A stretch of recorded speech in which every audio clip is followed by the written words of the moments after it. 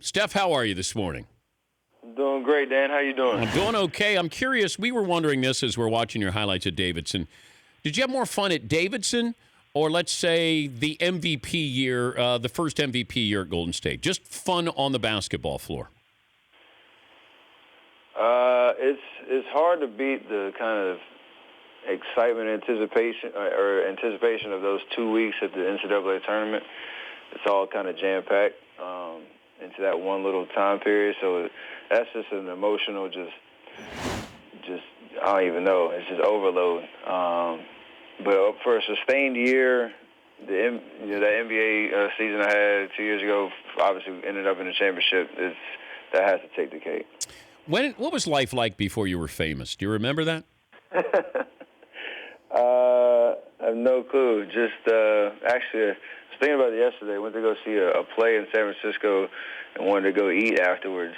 And all the planning it took to actually make that happen is a lot different than it used to be. Okay, how much planning goes into just you and the family going to dinner?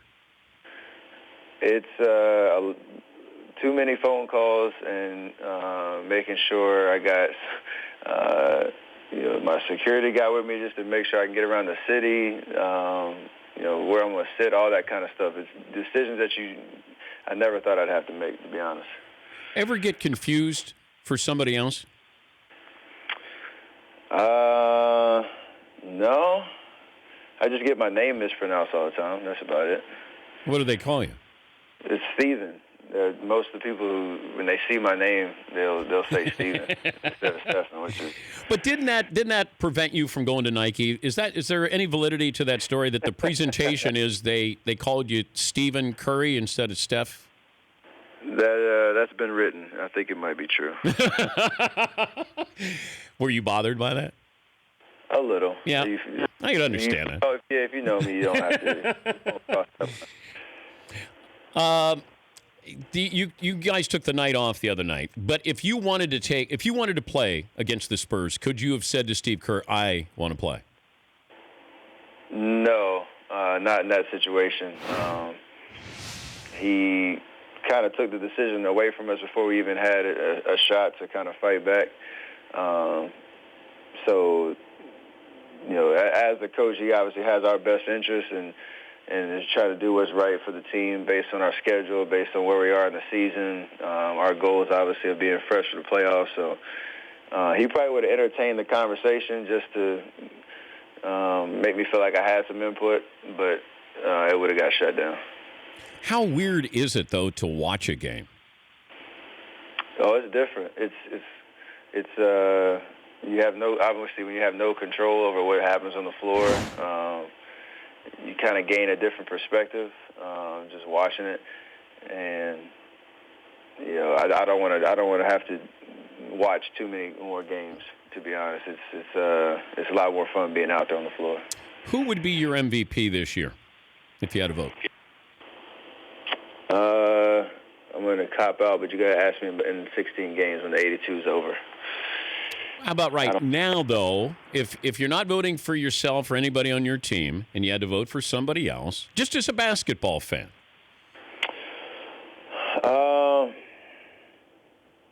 I'd probably say James. What is it about him that's different than Russell Westbrook as far as value? It's probably not much of a value. It's just you got to have to reward, the better team, I would think, record-wise. Mm-hmm. As it's kind of gone in the history of the MVP award. So I think James would probably edge him out just off of that. Do you think voters have gotten almost complacent, bored with LeBron James's numbers, that he puts this up every year and nobody, kind of takes a second thought and goes, oh, man, LeBron's having a really good year again? That it almost feels like we're looking for a new story to tell. I don't know. I mean, I can't speak for voters. That's not my voice. I think when you play against him, there's guys around the league, whether it's LeBron, Russ, James, myself, KD, whoever you throw in there, CP, like, what they're capable of and the numbers they're putting up and how consistent they do it. You have the utmost respect for that, and guys, what they've accomplished in their career. So, you don't have to explain that to any player in the league about what LeBron or those guys have been able to accomplish. Whether that results in him getting votes or not, I don't know. But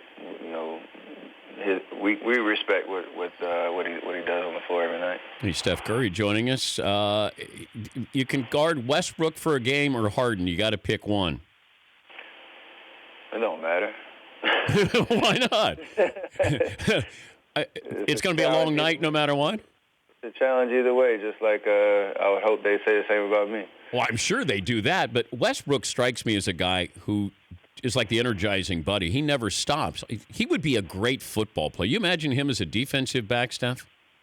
He might get bored in between plays. Like I don't know. He likes that action for sure. How much college basketball do you watch? Not that much actually. I watch, I keep track of what the Wildcats are doing, and Davidson. I watch the big time games I see on TV, but for the most part, we're usually playing most nights that the college games are going on, so I don't get a chance to watch that much. Last time you talked to Kevin Durant? Yesterday. So checked on him, make sure he's feeling good mentally. He's getting better. And now that we're at home for a while, we'll see him a lot more at the facility and games and stuff. It's tough being on the road when he can't travel. I don't know if you guys had to reprogram or not, that when you have Kevin, but now it's just you three, and does it change what you guys are expected to do, or the offense now runs through you at all times like it used to be? Explain that to me, of what happens when you lose somebody like that.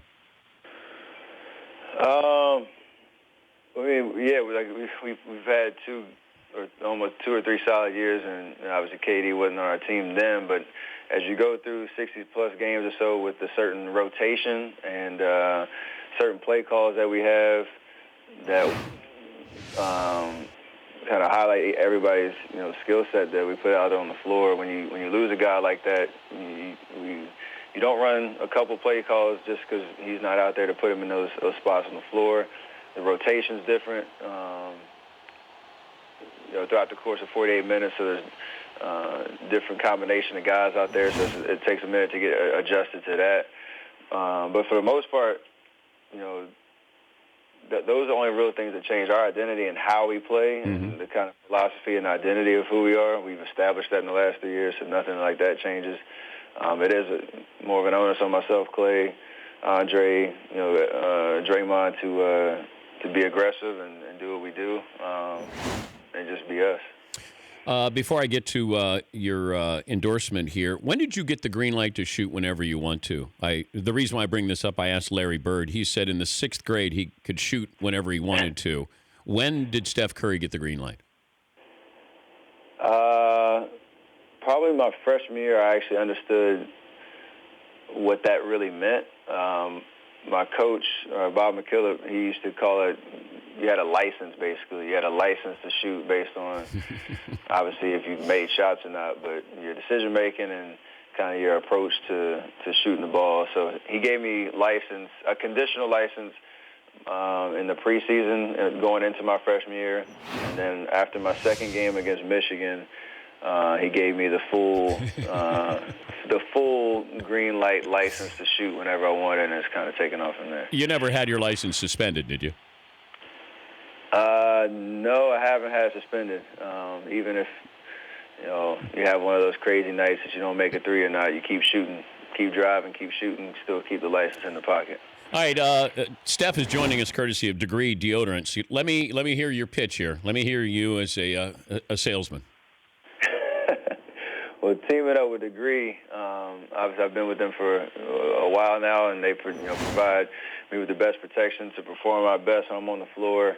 And if you go to youtube.com/DegreeMen, you can see our new 360-degree video that basically puts you on the floor and on the court with me for a kind of never before seen look at my game and some of the moves that I do on the floor. So it's kind of a cool interactive experience to see what it's like to be on an NBA floor and watch some of the moves I try. Wait, I get to guard you? Yeah, and use your imagination. You can see what it's like and see if you can get a steal or something. I doubt it, though. I wouldn't mind trying it one time, though. In real life, I like would. That. Yeah, I mean, I'm not afraid. You tell me when and where. Could you stop me, though, if I got 10 tries at the foul line? 10 tries at the foul line. And all I got to do, I started with the ball at the foul line, and I got 10 tries to try to make one hoop. Could you put me on lockdown, Steph? I believe so. Yeah. I would not score on you. I don't think so. No. Okay. We cook something up, right? I'm not afraid. Not afraid at all. I did it to your dad 20 years ago, Steph. I'll do it to you. Uh-oh. And I'll do it to your brother, Seth, as well. And tell Stephen Curry, too. I'll do it to Stephen Curry, too. Hey, great to talk to you, man. Good luck the rest of the season. Thanks for joining us. I appreciate it, DP. All right, that's Steph Curry. Don't call him Stephen Curry. The Dan Patrick Show, weekday mornings on Audience.